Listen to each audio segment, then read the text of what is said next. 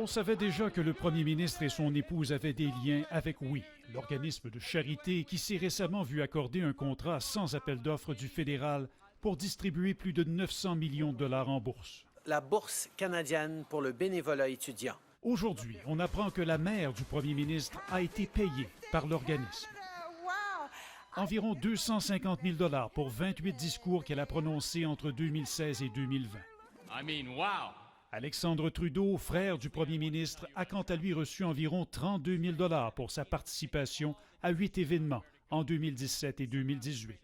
Et l'organisme confirme aussi que Sophie Grégoire Trudeau a été payée 1 400 dollars en 2012 avant que son époux devienne chef libéral. Des révélations qui surviennent après que Justin Trudeau ait reconnu qu'il ne s'est pas récusé lorsque son cabinet a approuvé l'octroi du contrat. No, I did not. Sincèrement, c'est scandaleux ce que l'on apprend aujourd'hui. Les conservateurs réclament le retour du Parlement pour faire la lumière sur l'affaire. Le Bloc va plus loin. Si c'est vrai, ça disqualifie complètement le premier ministre Trudeau pour exercer la fonction de premier ministre. Yves-François Blanchet somme carrément Justin Trudeau de céder temporairement son poste à sa vice-première ministre le temps d'une enquête. Il a lamentablement épuisé toutes les réserves de bénéfices du doute dont il aurait pu bénéficier. Il n'y en a plus.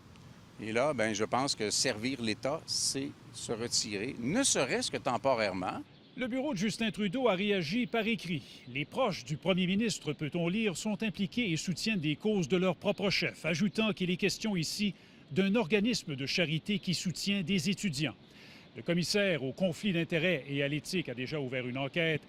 Et la tempête politique ici vient de prendre beaucoup d'ampleur. Raymond Filion, TVA Nouvelle, Ottawa.